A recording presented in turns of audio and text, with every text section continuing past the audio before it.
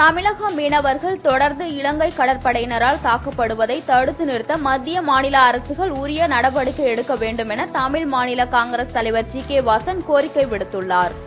இது தொடர்பாக ஜி.கே. வாசன் வெளியிட்டுள்ள அறிக்கையில், தமிழக மீனவர்கள் பிரச்சினைக்கு நிரந்தர தீர்வு கிடைக்க வேண்டும் என்பது தமிழர்களின் எதிர்பார்ப்பாக இருந்து வரும் நிலையில், இந்திய பிரதமர் இலங்கை சென்று வந்த பிறகும் இதற்கு தீர்வு கிட்டும் என்று எதிர்பார்த்ததற்கு ஏமாற்றமே மிஞ்சியது என வாசன் தெரிவித்துள்ளார். மேலும் தமிழகத்தை சேர்ந்த 54 மீனவர்களை இலங்கை கடற்படை கைது செய்து அவர்களது 10 படகுகளையும் பறிமுதல் செய்தது மிகவும் கண்டிக்கத்தக்கது என்றும், தமிழக மீனவர்கள் வாழ்வாதாரம் இலங்கை கடற்படையால் பாதிக்கப்படுவதை மத்திய அரசுக்கு தமிழக அரசு எடுத்துரைக்க அனைத்து முயற்சிகளையும் மேற்கொள்ள வேண்டும் என வாசன் தனது அறிக்கையில் குறிப்பிட்டுள்ளார்.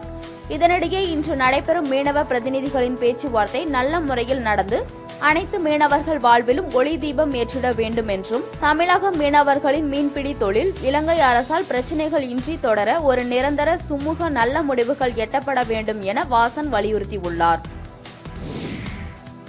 உடன்குடி மின் உற்பத்தி திட்டத்திற்கு பெறப்பட்ட ஒப்பந்த புள்ளிகள் ரத்து செய்யப்பட்டதற்கு ஊழல் நோக்கமே முதன்மை காரணம் என்று பாமக நிறுவனர் ராமதாஸ் தமிழக அரசு மீது குற்றம் சாட்டியுள்ளார்.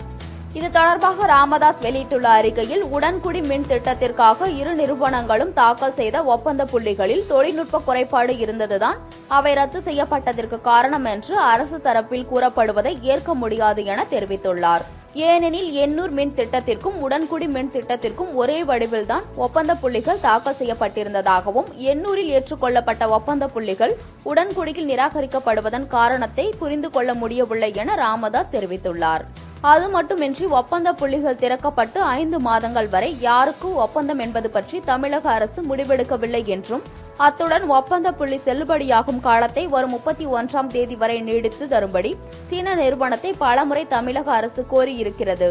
எனவே செல்லுபடியாகாத ஒப்பந்த புள்ளியாக இருந்தால் காலக்கெடுவை நீடிக்கும்படி சீன நிறுவனத்தை அரசு கோரியிருக்குமா என்ற மக்களின் கேள்விக்கு தமிழக அரசுதான் பதிலளிக்க வேண்டும் என ராமதாஸ் கேள்வி எழுப்பியுள்ளார். மேலும் தொழில்நுட்ப குறைபாடுகள் காரணமாக தான் டெண்டர் ரத்து செய்யப்பட்டதாக தமிழக அரசு கூறுவது உண்மை என்றால், உயர்நீதிமன்ற நீதிபதி விசாரணை ஆணையம் அமைத்து அதை நிரூபிக்க முன்வர வேண்டும் என்று ராமதாஸ் வலியுறுத்தியுள்ளார். வேலூர் அருகே ஏற்பட்ட திடீர் தீ விபத்தில் அடுத்தடுத்த 4 குடிசை வீடுகள், நகை மற்றும் பணம் தீயிலிருந்து நாசமானது. வேலூர் மாவட்டம் பந்தாரப்பள்ளி அருந்தியர் காலனியை சேர்ந்தவர் சேகர். இவர் மதியம் வீட்டில் தூங்கிக் கொண்டிருந்த போது திடீரென்று அவரது வீடு தீப்பிடித்து எரிந்தது. இதை பார்த்த அக்கம் பக்கத்தினர் தீயை அணைக்க முயன்றனர். ஆனால் வெயிலின் தாக்கத்தால் அருகில் இருந்த 3 வீடுகளுக்கும் தீ பரவியது. தகவல் அறிந்த தீயணைப்புத் துறையினர் விரைந்து வந்து நீண்ட நேரம் போராடி தீயை அணைத்தனர். இதில் வீட்டில் இருந்த 30,000 ரூபாய் பணம், தங்க நகை மற்றும் வீட்டு உபயோகப் பொருட்கள் முற்றிலும் தீயிலிருந்து சேதமானது. இந்த தீ விபத்திற்கு மின்கசிவு காரணம் என கூறப்படுகிறது. இதேபோல் சிவகாசி மீனாட்சி காலனியை சேர்ந்த தேவசகாயம் என்பவரது இரும்பு கடையில் இன்று திடீரென தீ விபத்து ஏற்பட்டது. இதையடுத்து அக்கம் பக்கத்தினர் தீயணைப்புத் துறையினருக்கு தகவல் கொடுத்தனர்.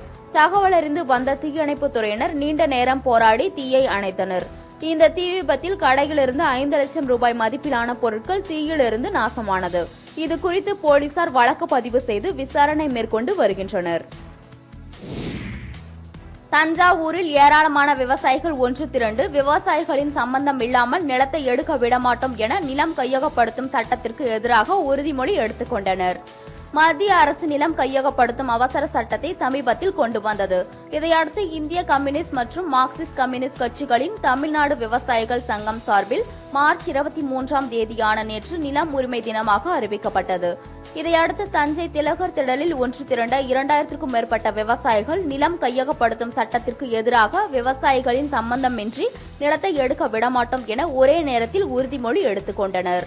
மேலும் நிலம் கையகப்படுத்தும் சட்டத்திற்கு எதிராக நாடு முழுவதும் உள்ள 5 கோடி விவசாயிகளிடம் கையெழுத்து பெற்று பிரதமர் மோடியிடம் வழங்க உள்ளதாகவும் அவர்கள் தெரிவித்தனர். நெல்லையில் உள்ள அரசு மருத்துவமனையில் 1 கோடி ரூபாய் மதிப்பில் சர்வதேச தரத்துடன் கண் வங்கி தொடங்கப்பட்டுள்ளது. திருநெல்வேலி மாவட்டத்தில் மருத்துவக் கல்லூரி மருத்துவமனை இயங்கி வருகிறது. இந்த மருத்துவமனையில் சுமார் 1 கோடி ரூபாய் செலவில் கண் வங்கி தொடங்கப்பட்டது. இந்த விழாவில் கலந்து கொண்டு பேசிய கண் பிரிவு தலைவர் யோகேஸ்வரி, இந்தியாவில் 12 லட்சம் மக்கள் கருவிழி பாதிப்பின் காரணமாக கண் பார்வையற்றவர்களாக இருக்கின்றனர். ஒருவர் கண் தானம் செய்வதன் மூலம் 4 பேர் பார்வை பெற முடியும் என்றும், தென் தமிழகத்தில் மதுரைக்கு அடுத்து பாளையங்கோட்டையில் சர்வதேச தரத்துடன் கண் வங்கி தொடங்கப்பட்டுள்ளது என்றும் தெரிவித்தார். இந்த மருத்துவமனையில் கருவிழி மாற்று அறுவை சிகிச்சை இலவசமாக செய்யப்படுகிறது. இதில் நெல்லை மாநகராட்சி மேயர் புவனேஸ்வரி, மாநிலங்களவை உறுப்பினர் விஜிலா சத்யானந்தன் உட்பட பலர் கலந்து கொண்டனர்.